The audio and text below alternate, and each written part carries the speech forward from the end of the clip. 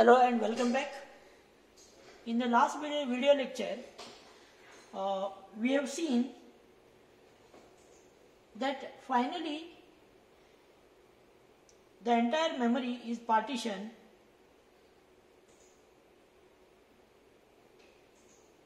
with OS at fixed end and the remaining entire part is given to processes. And we can see multiple partitions where multiple processes for the programs are loaded. What we saw was, rather than loading the required program or process from secondary memory into main memory and from main memory into user area, we will load multiple processes in advance, and what we'll have is we'll have starting and ending address of each program, each process, and what is moved is the pointer rather than moving the program or the process in the last moment. So that reduces the IO activity, that reduces the time as well as the burden. So that increases the performance of the system. So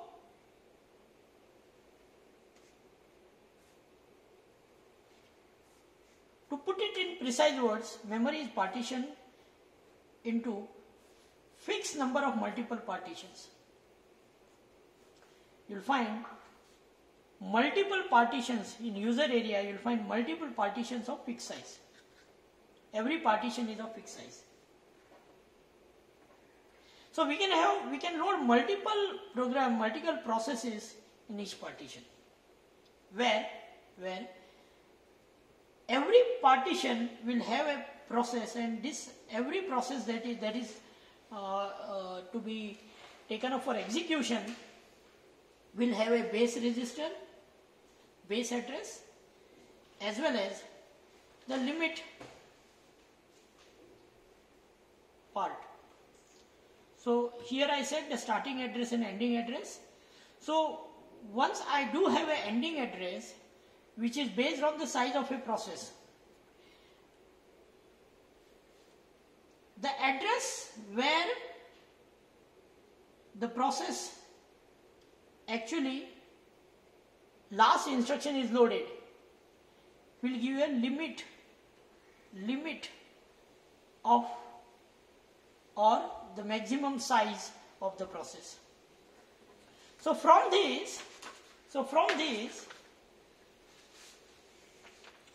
the original model that was used to check whether it is crossing the fence, whether it is crossing the limit, So we used to check whether the initially it was a fixed address, then the address was loaded in the register, and this address, which is a boundary address, fence address, is compared with the address that is generated by CPU. If it is greater, loading of process was allowed, otherwise the interrupt was raised, the trap was raised, and the loading of process in the memory was not allowed, since it would overlap OS. So now, at that time, we were not having the memory user area partitioned into fixed size, and there was no concept of loading multiple processes in advance. We used to load only that process into a memory which was required for execution at that time, right? Okay. So now, the new model came into existence, and it says, let CPU generate an address where the process is to be loaded. This address will be always compared, okay, with now the value that comes in a limit register. So address that defines whether it is going in other processes boundary or not is given by limit register. So it is supposed to be less than the size of the limit register. If yes, then only the base address is, added. Base address is added to the limit, and then the resulting physical address will be a location in main memory, where the process is loaded, then only allowed. If no, the limit exceeds, it goes in the other process's boundary, of course the same thing, the trap is raised, and the access is not allowed. So thus we do have now a flexibility of loading the process and taking care that it is not overlapping either on OS part or the other processes part. What I meant to say is, forget of so the overlapping on OS part is also objectionable, or P1 overlapping onto the suppose this is P2, this is P3 and this is P4. So P1 also, if it tries to overlap, this is also objectionable. Both the things are objectionable. Finally, it will spoil the other person's game. So finally, if you look at the overall picture, it will spoil, it will create complication in execution of the program. So this is how a new model came into existence. So we will study now a new model which is made up of OS as well as fixed partitions, number of fixed partitions. So all different partitions have got a fixed size.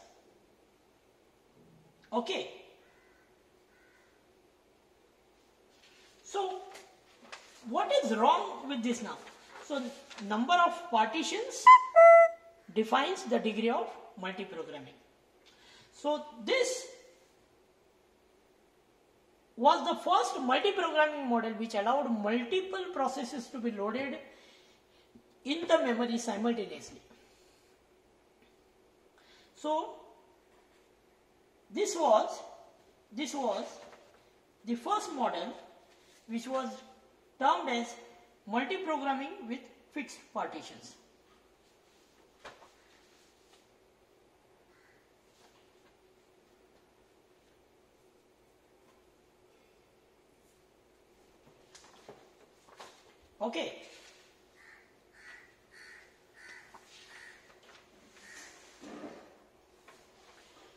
So multiprogramming with fixed number of tasks was brought into picture. This improved the performance of the system. There was no movement of processes from secondary memory to primary memory.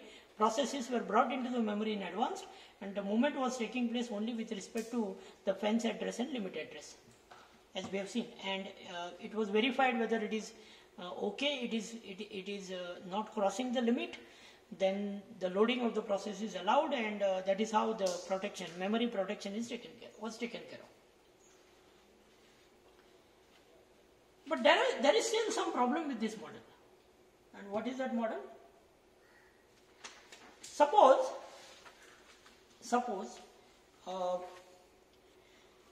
the fixed partition, according to the fixed partition,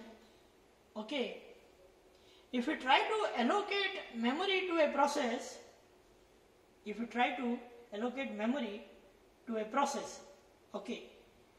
what could be the problem?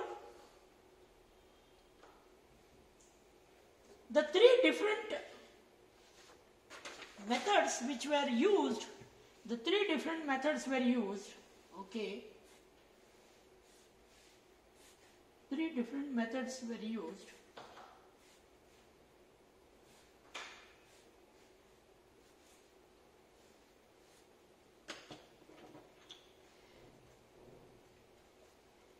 to decide where to load a process. So this is partition 1, this is 2, this is 3, this is 4. In which partition the process is supposed to be loaded? The decision was taken based on three different approaches. The first is first fit algorithm.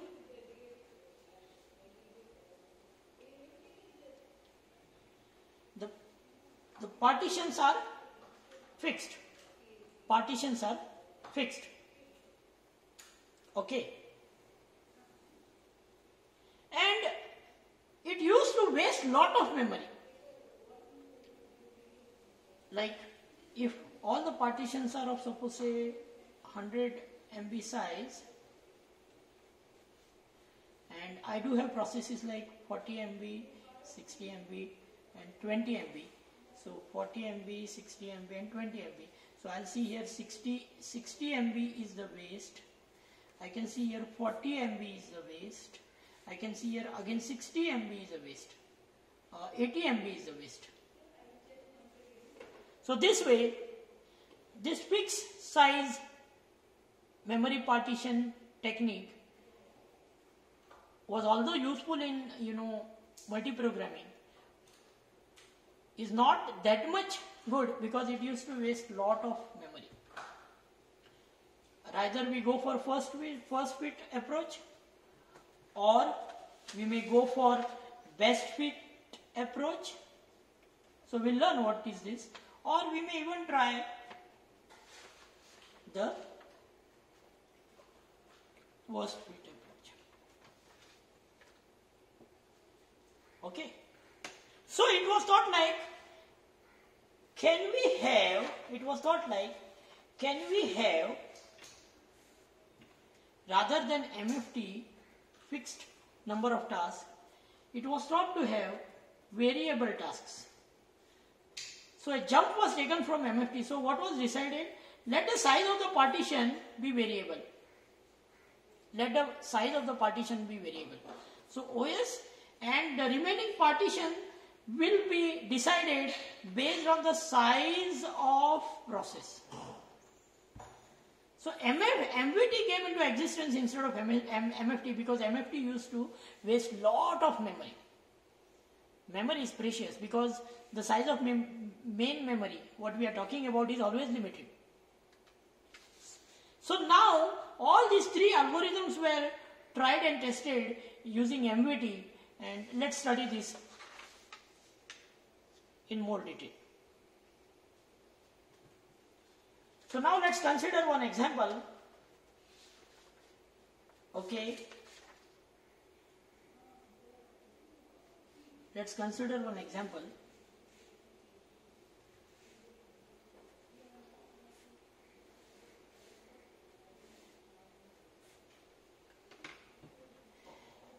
Let there be partitions like this. So this is the OS part, and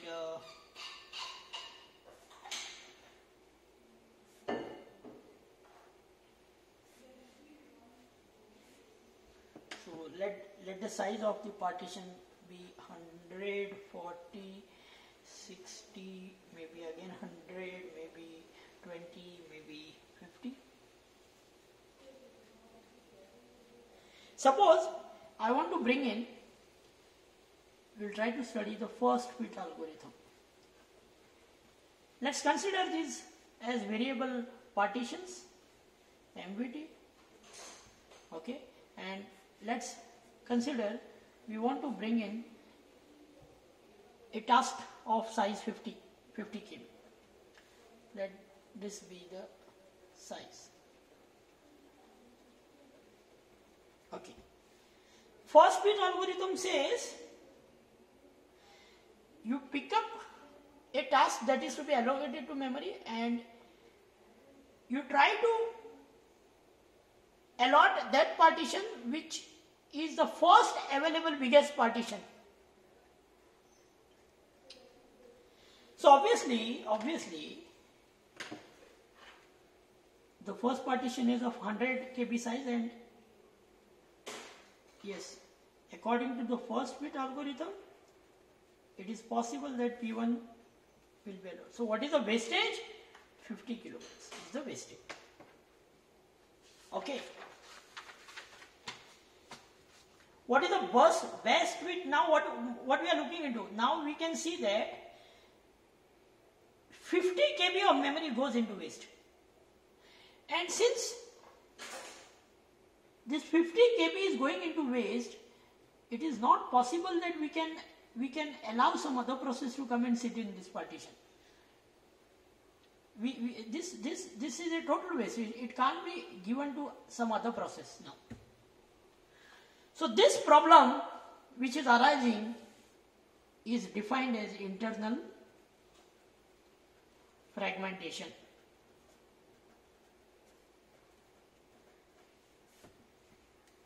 Okay.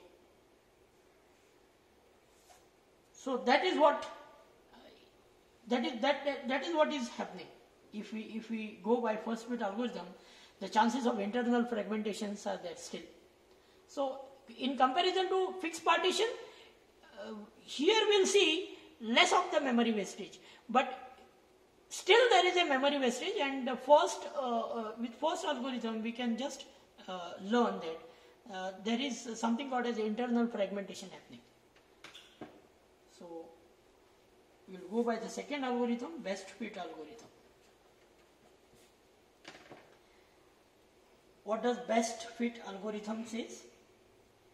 Check all the partitions and select one which is befitting so that there won't be any memory wastage. There won't be any memory wastage.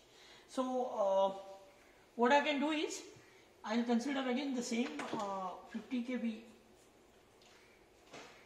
and I will try to accommodate. So if I say that okay, so the best partition, befitting partition is the last partition. So I will try to fit it, because 50 KB size and 50 KB partition, this is the best the partition where I can accommodate P1 and there won't be any wastage. So P1 will be accommodated like this. Great. Now we'll consider there is one more process, maybe of size 120 KB. Let's try to accommodate. Suppose there is one process P1 which is already accommodated. There is one more process P2 is there now of 120 KB size. So I can see 100, 40, 60, 100. So there is no partition available for me to load a process of 120 KB. But if you will see, 100 plus 40 plus 60, 200, 300, 320 KB of memory is available. In spite of the fact that 320 KB memory is available, if I add the empty partitions memory size, it comes up with 320 KB, and in spite of this fact, I am unable to load my task P2, process P2 of 120 KB. This is again one more potential problem that we will come across in case if we are dealing with best fit algorithm, and this problem is called as, so this is also a wastage of memory, right? We do have 320 KB of memory actually, but there is no partition which can allow 120 KB process to go and fit. So this problem, this is also a memory wastage, and this problem which leads to memory wastage is also is called as external fragmentation.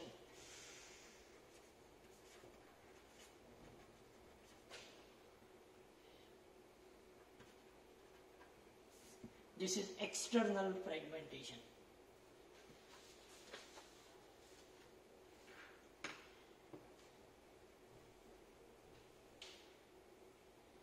So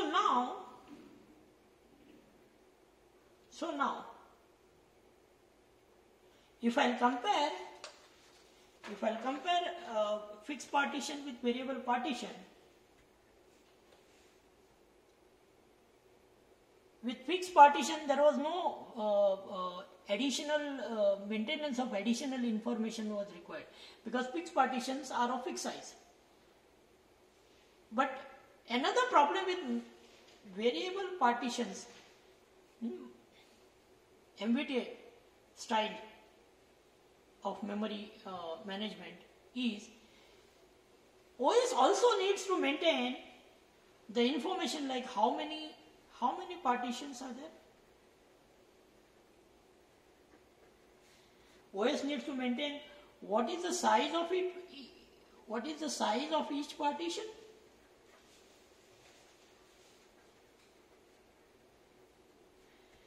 It also should maintain the information regarding starting address of every partition. So starting address plus the size of the partition will give you the limit of the partition. There is no need to maintain end address. Okay. And along with this, OS should also know the status of partition. That means whether it is allotted or not.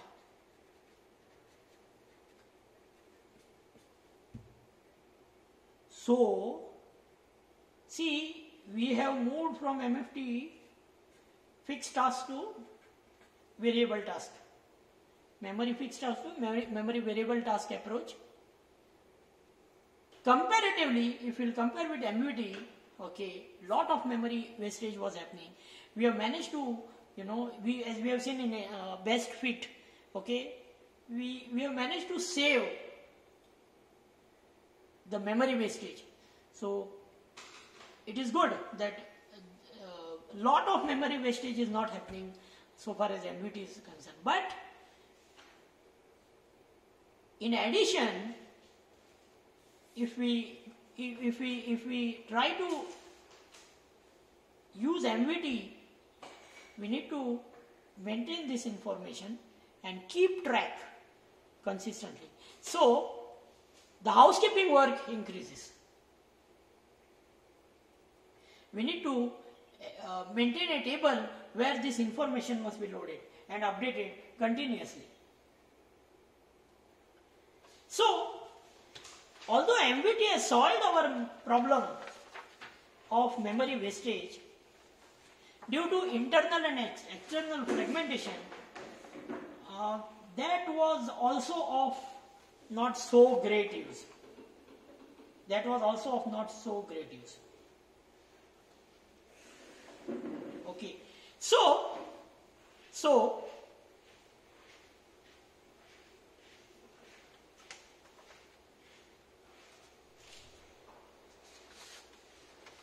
it was thought like rather than having these fixed partitions, one solution was sought that with MVT,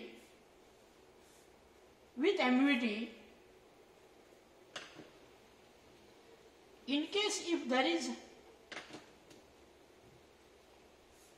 some wastage of memory is happening, suppose if there is a wastage of memory in case of P1, suppose say 40 KB, in case of this suppose say 60 KB, suppose this is P2 and this is P3, and I want to load one process of suppose say 90 KB.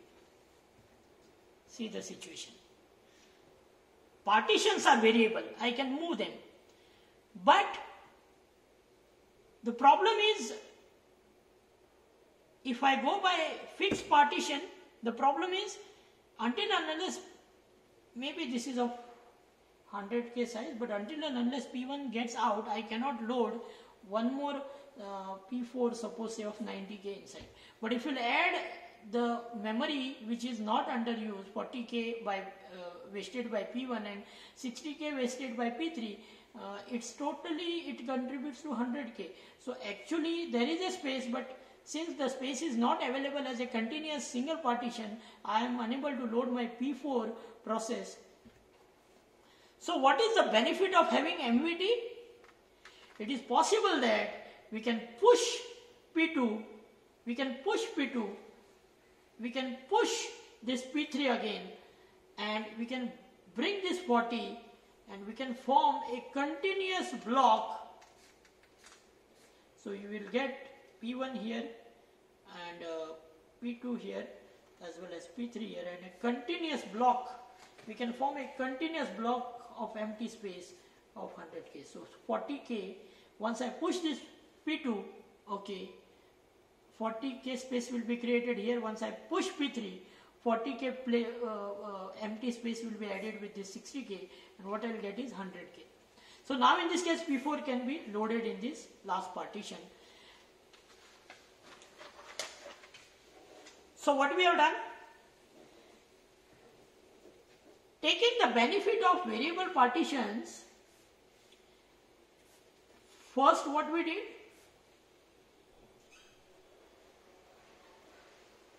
P2 was pushed,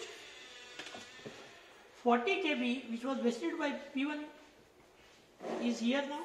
Now I do have P3, here it is 60 kb.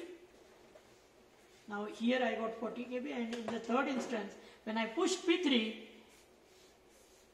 the scenario is like this. So P1 continuously P2, now continuously P3, and this 40 kb and this 60 kb came together, and now it has formed one big partition of 100 kb, and now my P4, which was of 90 kb size, can be accommodated.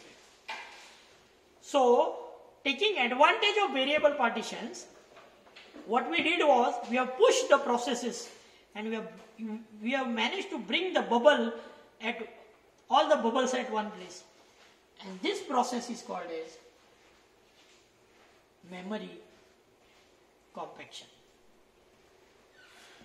So this is a sole benefit of MVT, multiprogramming with variable tasks, where we can have multiple partitions of different size, and there is a possibility that since the partitions are not fixed, these partitions can be moved towards one end, so that all the empty spaces, all the memory wastages can be collected at one place, so that we can allow the other processes to get loaded. So this is called as memory compaction, and using memory compaction, thus MVT gave a breakthrough in saving lot of memory in comparison to MFT. But we have to also see a scenario that what if, okay, suppose there are 1000 processes, and all the processes 1000. After pushing all 1000 processes, suppose 1000 processes are pushed at one end, and after pushing all the 1000 processes, okay, all 1000 processes, I finally managed to gather 200 kb. And suppose I have got some 220 kb process waiting, even though I will not be able to load it. See here, just if I am talking about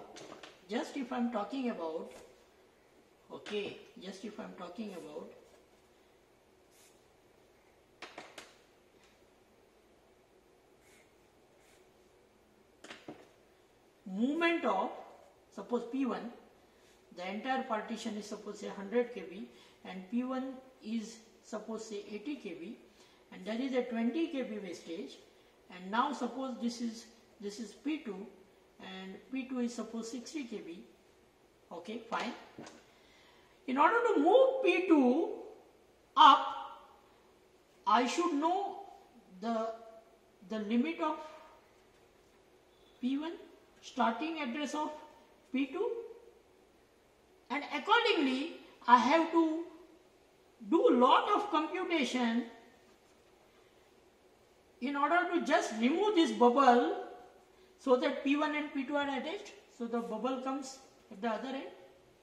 So if we are doing this for 1000 processes, and after doing that also we have managed to save only 200 kb, and if I do have something like this 220 kb process waiting, and still I will not be able to accommodate that process, this will lead to waste of time, waste of CPU's time. And if this starts happening again and again and again, it will lead to degradation of CPU's performance. This will definitely lead to degradation of CPU's performance.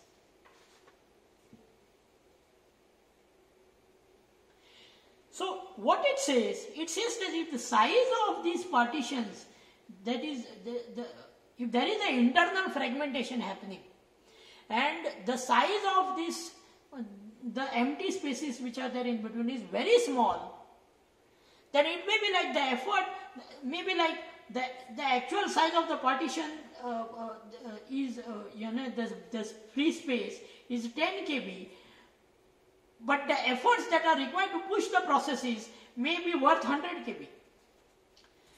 And if we are doing this continuously for large number of processes, and finally if we could not accommodate or meet the requirement, then it is going to be a huge performance penalty. So that is the reason, even though MVT was a blessing, it solved a very big problem of memory wastage. Okay, it was not very much appreciated, and thus